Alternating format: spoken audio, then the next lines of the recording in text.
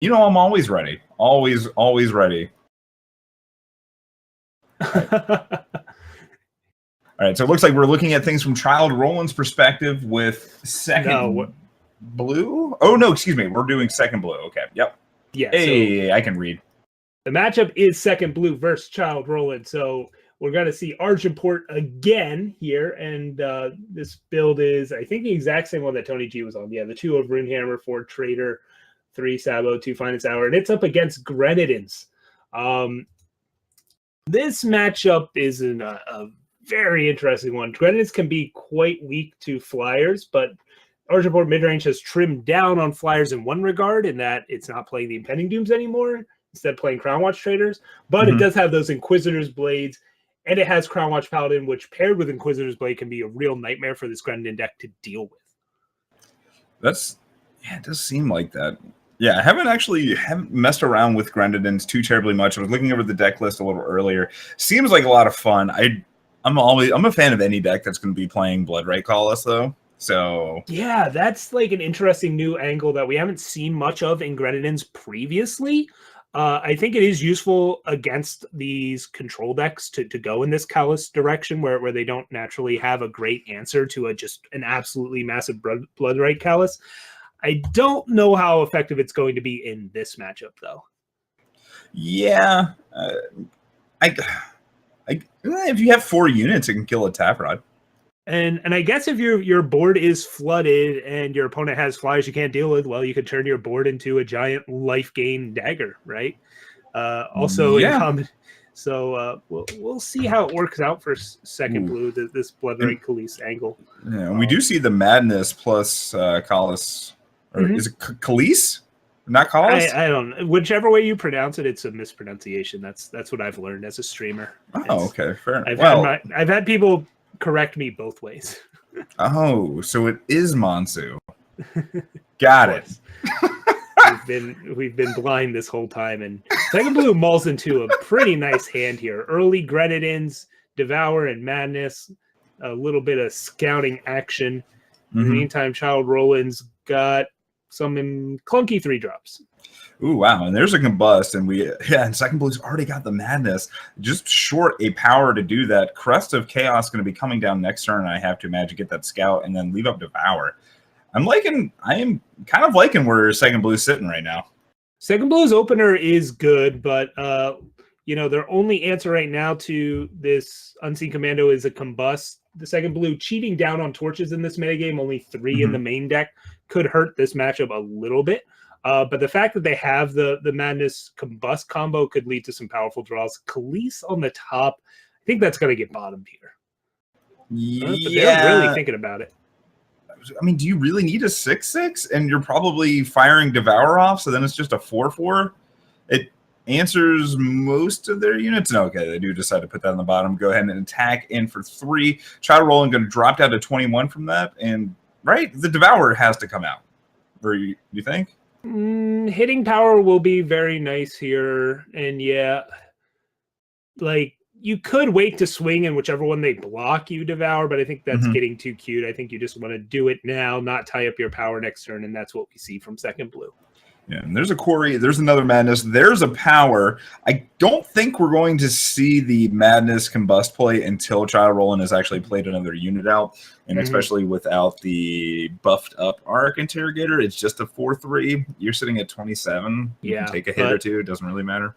Yeah, but this is one of the angles we'll see that Argenport can exploit, where Madness needs kind of setup to be a strong card, and Sabotage can totally disrupt that setup here, where I'm not sure what second blue is looking at with this Quarry. That's what we're waiting on to resolve here. We'll see if what they end up grabbing. It might be a thing where they're short on power right now, so they want that, but they also, they were looking at both a Waystone and a Favor. Got it. So they were debating on, did they want a spell-like effect, a ping shadow source, or this Waystone would have generated a Grenadin in the next turn, but this Varus Favor can pop an Aegis, and I think they valued the prospect of that.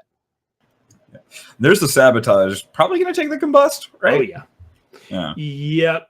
The Madness are redundant here anyway, so pretty easy grab on the Combust. And now second blue just has a hand that awkwardly has 2 Madness.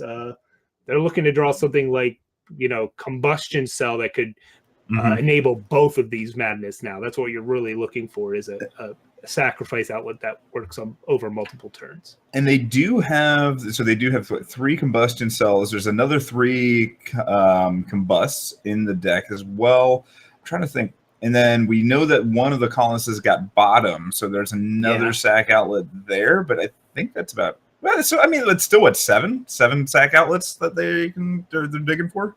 Yeah, right now though, again, they really want Devour. That is by far their best draw here. Instead, it's a Quarry, which can help them start digging, but the pressure is building now. Unseen Commandos hitting them in the skies. Crown Watch Trader, you can chump block, but then you're giving up valuable Grenadins, although you have Gear Cruncher to eventually replace them. This Quarry needs to find something really strong. Yeah, Combust would do it, because you'd be able to steal the Crown Watch Trader attack with it, and then kill the Commando more than likely. Yeah, I think you'd be killing the Commando. I think you're more concerned about the clock. Yeah. Interrogator could end up grinding you into dust, but I don't think you're concerned. Wow, has to get rid of a Scrapper. Yeah, that's unfortunate. Wow. Yeah, it's just too hard to set that up to combine with Madness. Instead, taking the guaranteed Gear Cruncher this next turn. Yeah, which means that we'll probably see these 2 Grenadins block, correct? Well, we're not, because they're going to both get hit by Vara's favored here. Yow. All right, well, this is going to be a hit for, what, 6, 10, 13? Wow. Drop down to 4 for Second Blue. This is not looking good for Second Blue. They can play Gear Cruncher. That'll be hit by the Slay. They'll have a couple Grenadins produced by it to get in the way, but they're still going to go down to 1 if Child Roland doesn't draw anything else to finish off the game yet. Oh, there's a Slay. Okay. Child Roland. All right, so Second Blue still able to block here. Yeah. Is there anything off the top that Second Blue can draw? He's not dead yet, because he can Madness the Unseen Commando to effectively negate its damage for another turn. Okay, that's fair. So that's what we're going to see from Second Blue here, is he'll Madness the Commando, gain 3, buy himself another turn, hopefully. Okay. But, you'll only be able to do that for so long, and that's not exactly how you want to be using Madness in this matchup. Yeah, Child Roland, though, just drawing a bunch of powers. They're not hitting on much either. No. Second Blue and actually, given what's in the hand and board for Second Blue, they can stall 1 more turn even. That's a Scrap Tank.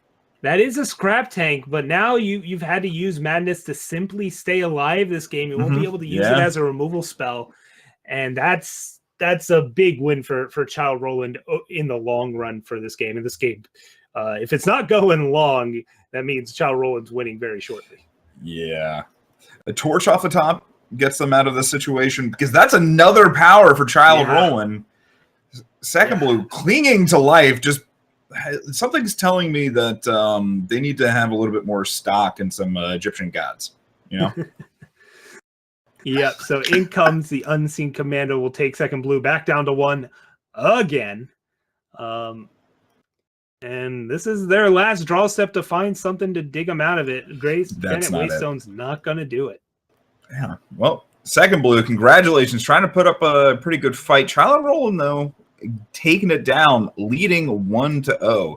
Again, second game, so there's going to be no sideboards here, so we should be jumping in straight away. And the story of that game was Sabotage. Took that Combust, and that took away effectively 2 removal spells, right? Took away the Combust and the Madness. And as we saw, Tony G only drew, 3 units that whole game? If 2 of them were dead, it would have been a rough go of it. Or Child Roland? Yeah, Child Roland. Sorry, I'm getting my Archboard players mixed up. They all bleed together, because they sharpen their hands together, and there's eventually going to be like a slip, right? And then they just poke you with the horn, and it just kind of gets a little messy. Yep. So this is a best of 5, so no sideboarding just yet. We're going to jump back in and see if Second Blue can even up the series before going to sideboards. I don't think I've ever seen a premium Scrap Tank, and really, I enjoy it. Yeah, this is good for me. is what I'm trying to say. Okay, I rocked them back in closed beta. I don't have them on my current account though since the wipe, but I've seen them a few here and there. I think I have one. I don't have a set. Yeah, I still say premium banish, probably the prettiest premium. That is in my good. opinion. Yeah, it's a bit of a bummer that Second Blue doesn't have premium gear crunchers though. I guess they didn't quite finish out premium, fully premiuming their Grenadins, but they're close, and I can respect that. Yep. And so, all right, players underway. Child Roland able to play out that Rip Knife Assassin. However, Second Blue immediately has a Spark Hatcher. Going to be able to offer the trade there if Child Roland doesn't want to play. I don't know why they would, but Child Roland's hand actually typically doesn't seem like it'd be that good against what Second Blue's doing. However, Second Blue's hand's a little slower. Don't have as many of the little chumpers. Yeah, but this is a pretty good speed hand for Grenadins. They can get some extremely slow ones. The key is to have one of those Spark Hatchers or Grenadin drones early, and that's what we see. The Spark Hatcher, the leftover Grenadin does blank the Crown Watch Paladin, so Child Roland opting to go with Rip Knife Assassin as the follow-up. And Second Blue will quarry here, finds a second Devour, and will be able to hold that up as it costs one here. Yeah, binning another Seat of Chaos doesn't really need that power, but I mean, like these. Oh, okay, yeah, of course, being able to do. I forgot they had not played a power. Yep. Yeah, but by using that Devour there, that means you won't be able to Madness Devour next turn because that was a one-cost Devour. So they're pushing that off now, and it's going to end up being a little awkward because you strew a pair of 5-drop Scrappers. Yeah, I guess you get to play Crust this turn, and then next turn set up the Madness into Devour combo. Do you keep... Okay, they decide not to keep that power. That would have been the 7th power in order to play Gear Cruncher. But with only 2 Grenadin in the yard, well... and they use the favor here. They know it's a valuable Aegis pop, but they really just want to hit their power here with a Scrapper in hand, and they're not guaranteed to do so off this Devour. No, and there's an Unseen Commando. That's going to make an attack for 8 happen. Second Blue dropping down to 20. Child Roland still sitting at 23. Oh, that's a torch. But these war cries, right? Huge impact here. Won't be able to kill this flyer and needs to deal with this interrogator. They decide to take that with Madness instead. Now, can they wait until the end of the turn to get the... No, they can't. Okay. Nope, they would give back the interrogator before they get a chance to devour it. And Child Roland finds another 3/4 Unseen Commando. These war cries just having a massive impact on this game, and Second Blue is going to really struggle to win this one. Yeah, what are the another Madness into Combust? I don't know what the answer is here, right? Yeah, I am not sure, especially with seeing Child Roland's hand, knowing they have the Slay. It's not even like Scrapper can dig themselves out of this, and Second Blue's getting hit for 10 a turn in the skies alone. So yeah, it looks like Assembly Line will come out, Torch plus Devour, like just the whole 9 yards here. Yeah. They have what, a turn? Oh, they have maybe no turns. This is 15 damage. Yeah, that's or nothing. More than that. Or 17. Jeez, God. Yeah. Unseen Commando is a strong card. Okay. Well, yeah. Second Blue falling a little bit more behind. Child Roland sitting up 2-0. We're moving into the sideboard games. Is Second Blue going to get anything out of the board that's really going to help this matchup? Torches and Suffocates and Annihilates. So better early game removal is an option. Suffocate actually could be better than Torch here. It's not fast, but it can kill Unseen Commandos even if they've gotten a Warcry buff, which is a pretty nice distinction. Other than that, Torn of Spider is not really the matchup you want for that. There's one in Cold Blood. That's fine here. It's just a Death Strike, but against the mid-range style, like it's not quite as crippling. But it's really just changing up your removal suite here. Flamestoker is not coming in, so it's really just getting better tools to stabilize against these flying threats. Yeah, I guess what is Child Roland bringing in? You're upping the sabotage count for sure. Like you want to disrupt this Madness, Combust, Devour combos. You could bring in Protect. It's expensive, but both players are kind of taking their time to set up things. And you do have the value of certain threats versus other ones are pretty drastic in this matchup. Like Tavrod's not actually that good in this matchup. Like you can end up decking yourself with him. Although with the addition of Inquisitor's Blade, he's quite a bit stronger than he traditionally is in this matchup. Like there's been in the past before Argenport midrange had this Inquisitor's Blade, like Tavrod just would deck out the Argenport deck actually. Now he's a real threat thanks to Inquisitor's Blade in this matchup, which is pretty sweet. Which I really want to see the Destinied trigger from the Instigator's Blade from the Tavrod, just to put it on the Tavrod, make it an 8/8. That just seems, or oh god, no, it'd be what, a 13/8. It's big. Yeah. The approximate size is large, but we are back in. Players have their sideboards ready. They knew this matchup was coming for like the past hour or so, so they had a plan ready to go. And here it is, turn 2 Sparkcatcher again. And Child Roland's got their big dudes, none of the small dudes. Yeah, all right. Well, Vara's Favor is going to come down. That's going to take care of the Hatcher, but at least there's another Duder Spank kind of left behind. Yeah, and second blue kept in the Cullies, liked the angle it could. Interesting. As far as like an alternative way to apply pressure, find removal. And we'll see what that effect has on this game. Quarry, the play here, just sees a pair of power, takes the sigil. Yeah, is able to play out the Stonescar Banner, though, which does mean that 4 power is going to be available for second blue next turn. So maybe there's some world where the 2 Vara's Favor need to be fired up, but that's a sabotage. I imagine it takes the Collis, right? No, I think it's taking Torch here. Torch lines up well against your 4-drop in Crown Watch Trader. Okay. The Collis could be scary later on in the game, but you've got 2 threats. You don't care. They don't have any other removal because of these Vara's Favors. Like Child Roland is seeing 4 cards in second blue's hand. There's only 2 cards they don't see. But they're really debating it here. And they go with the Collies. All right. They respect the potential power of that card. Yeah. There's a Vara's Favor going to be able to answer the unit. Well, yeah, I guess if the Vara's Favor was coming out, then... Yep. But so now Child Roland will just hold on to this trader, not play it out for a while. Annihilate a blank draw for second blue. It hits all of Child Roland's early game threats, the flyers and things like that. Doesn't deal with Tavrod, though, which is going to come out on this turn right now.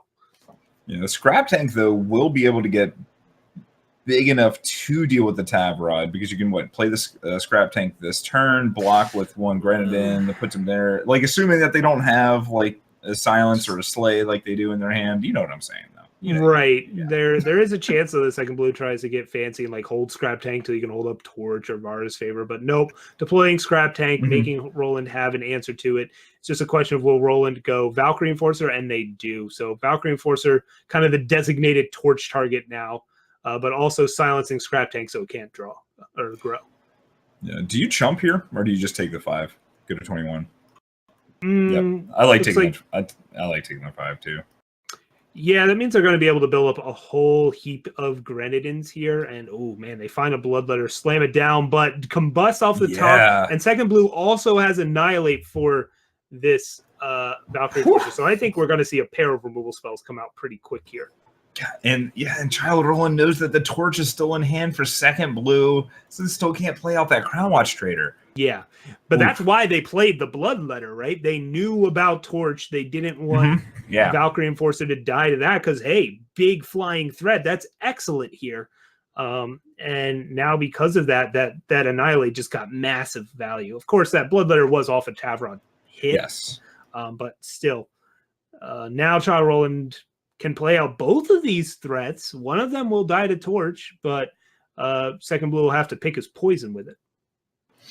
Yeah, which I think you're pretty comfortable sending the Torch after the Flyer just because of the situation that you were in before. And as you've mentioned a couple times, it's just very hard. See, and this is the threat of something like Inquisitor's Blade. Any unit in Child Roland's deck could become a Flyer anyways. Fair enough. Yeah. And it's post board, and we already saw an Annihilate. There could be more Annihilates in second blue's deck. They know they have better or more answers to this Valkyrie Enforcer, and that's what they decided to go with here. Yeah, and so second blue fires off a crest, sees a Grenadin drone off the top. I'm not interested in that. Yeah, throws it to the bottom, plays the assembly line, gets 3 more Grenadin in play. And Decent there it little is. force. Yeah. Inquisitor's Blade. The Oof. other big difference there was that Scrap Tank could swing into the Valkyrie Enforcer, couldn't swing into Crown Watch Trader. But yeah, Very true. Inquisitor's Blade right off the top. So second blue getting paid off for making the correct choice in terms of what to remove, or it's the correct choice in this situation at least. It maybe not every time, but we've got a race on our hands. Yeah, and Chow Roland's winning it. No, second blue's winning. Oh yeah, second blue has a 2-turn clock. But now it doesn't matter. Yeah. I knew it was on top of his deck, and I also knew it was on top of second blue's deck. So oh my gosh, wins. Right? Wait a second. Wait, so no, 11-12. One short. Oh man. So they wait a turn to Madness, but then you risk Chow Roland drawing Sabotage. So you just Madness now, leave back. You think you 2 Grenadin, right? Yeah, I think that's the play. Madness now, swing with all but 2 Grenadin. Yeah, because Harsh Rule's not going to do anything. Harsh Rule doesn't exist. Is there? Or well, yeah, it doesn't exist in the deck too. But sorry, now I'm mixing up my armory matchups with decks that they share similar colors. It's fine. Yeah, and this is literally just a color. All right, so they're gonna hold on to the Madness and wait. Ooh. But that does risk losing to Sabotage as a top deck now. Yeah. Yeah, I don't like that. Vara's favor, that's fine. Drops him down to 9. You go to 10. It also now means that Chow Roland can draw like an Annihilate even, right? And just, you won't have lethal, but all right, in comes 10 damage. Yeah. Second blue will jump, and it looks like Madness will be the best burn spell in the game here. Yeah, just a little casual 6 points of damage in the air. Could be on the ground for all we care in this spot, as Chow Roland has no blockers back, and second blue just squeaks this one out. Clawing their way back out of this. Chow Roland still leading 2-1, but second blue could pull a reverse sweep. Yeah, and if second blue had killed the flyer instead of the trader, would have died that game. Yeah. Trader would have gotten in for 2 extra damage in both spots. It would have missed 3 damage from their scrap tank. So that one key decision making the difference that match. Yeah. Or that game, at least, as we get more of this match. Yeah, definitely was not thinking about the Inquisitor Blade angle in terms of just making any unit a flyer. So very, very heads up play by second blue there. And, I guess you get credit for calling it out. Yeah. I mean, I'm not the one making the plays. I'm just calling what I see, right? Yeah. It's fair. I guess. Second blue, though, I don't hate their hand. We see a Grenadin drone. We see an assembly line. We see 2 combusts. We're going to be able to turn 1 Grenadin drone and almost certainly have a non-depleted Stone Scar banner to leave up Annihilate or potentially combust twice.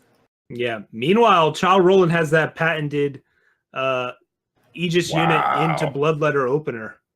And that's going to cause some headaches because, as you said, second blue's hand, pretty nice, even though it's tight on power. It's got a lot of answers to the problems that this deck can normally run into.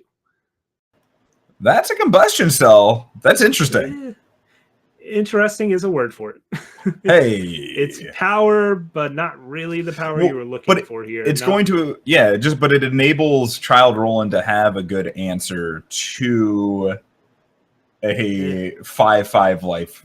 To the Crown Watch Paladin getting the Bloodletter on it, right? Because they'll be able to sacrifice a Grenadin drone in order to get the 2 power. Oh, well, that's a second sabotage. Okay. Well, all this cell was another sacrifice outlet in a hand that already had too many sacrifice outlets. Yeah. Did Child Roland have a second sabotage, or did they draw that this turn? They drew it this turn. Yeah. Okay, but I mean, it would have worked, right?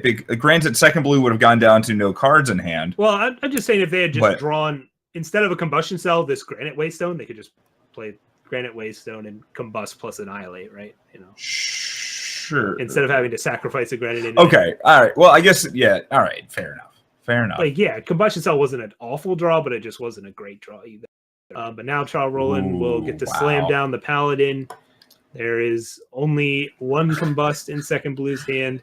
So Child Roland has an Inquisitor Blade on top of the deck. Yeah, and this just might be a game where it's one Aegis unit paired with 2 disruption spells and 2 weapons. And how does Grenadins really beat that? They need another way to pop this Aegis really quick. Yeah, and you wait on this Combust, right? There's no way that you've used it to fire off yet. Oh, and you don't know what's in Child Roland's hand, so why are you even scared of using or of this Crown Watch Paladin right now? You're not concerned about this yet. You're about to be concerned about it. Second Blue's got to have some sort of feeling, right? Because they didn't leave back a single Grenadin. And I feel like if you think they don't, it's they value the 1 damage more than the War Cries or whatever. So we're in full on race mode, but Child Roland's going to get a huge life gain swing this next turn or in the near future. We'll see when he decides to play this Bloodletter, but at 11 health, probably going to play it over the Monument. Oh, and that lets you hold up Protect too. Holy cow. With that draw, Child Roland is not losing this game. It's going to be falling down to 12 here. Child Roland going up to 19, and then they're going to fall back down to 12. Second Blue is going to go down to 4. Yeah, it's not looking great. Yeah, that Protect is getting close to closing the door. I mean, Child Roland does not have lethal this turn, but Second Blue whiffed on their draw here, so they won't be able to add any pressure to the board.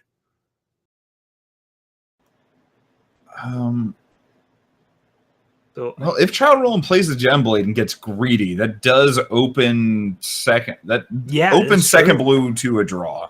Yeah, so Child Roland doing the math, realizing Gem Blade does not change the clock. You give Second Blue way less outs by simply holding up Protect here. And now Second Blue needs to draw. Devour into something? Your Cruncher can be cast, but it's not doing anything here. And it looks like that's going to be it for Second Blue. Yeah, because Combustion Cell, unfortunately, only once a turn. Oof. Yeah. Yeah, that's what we mentioned before. This Grenadin's deck really hinges on letting the synergy work and double sabotage wreck those plans. And man, this tournament has been the tournament of Crown Watch Paladin. Just every match we've seen so far making its presence felt. Yeah, there's nothing, absolutely nothing we can do. Second Blue wisely allowing Child Roland to make the mistake of not attacking and skipping their attack step. Child Roland doesn't fall for it, goes and attacks in. Child Roland going to take this down 3-1 over Second Blue. Yeah, if Child Roland drew any other unit other than that, like if that Crown Watch Paladin was any other unit, Second Blue wins the game. But Child Roland drew exactly one unit, and it was the one unit it needed to be. Yeah, so it looks like, we're going to be taking a quick break, but first we're going to end up going over the bracket. So we know that Child Roland is in. Who else did we have in from this round? It's been a little bit of a long quarterfinals. Then we have who is Dr. Pringles was up against Tony, so I believe that's what we have, at least 2 Argenport decks. Tony G versus Child Roland will be the Argenport mirror. That'll be in the second half of the semifinals. And then on the other end, we've got HeyYU up against Magikarp, which will be also Argenport against Praxis. Yeah. So lots of Argenport making it to the top. The consistency, the aggressiveness. Crown Watch Paladin has just been a real menace to this meta game that we've seen so far. Yeah, it should be very interesting because the lists all look pretty close to each other too. I think HeyYU has a slightly different list than Tony G and Child Roland, right? Mm-hmm. Yeah, so I don't know who's favored in those mirror matches. And then how do you feel about Praxis's ability to actually, or I guess we could talk about that when we come back too. Yeah, we'll be breaking down HeyYU versus Magikarp after this break. We're gonna take a short one here, get a couple deck techs and things like that, and let the players get their heads on straight, and us as well. Yeah. So we'll be back soon. Thank you for tuning in, and we'll see you guys shortly.